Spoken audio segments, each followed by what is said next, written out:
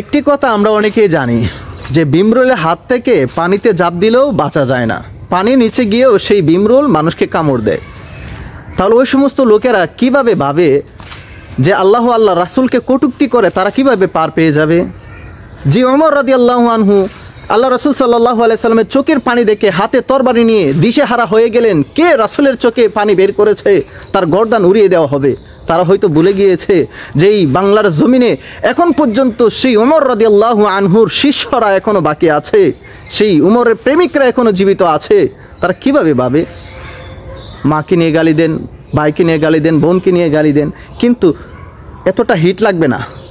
কিন্তু যদি আমার রাসূল সাল্লাল্লাহু আলাইহি সাল্লামকে আল্লাহ তাআলা শানে কটূক্তি করা হয়, তাহলে এই বাংলার তাওহীদি জনতা কখনো আপনাদেরকে ছেড়ে দিবে না। যাদের চিন্তা ধারণা এটা আছে, এখন থেকে মাথা থেকে জেরে ফেলে দেন, আর হয় ভবিষ্যৎ ভালো হবে না। গর্তের মধ্যে লুকিয়ে লাভ হবে না, পাকড়াও হতে হবে। মাপ চেয়েছে, মাফ করা হবে না।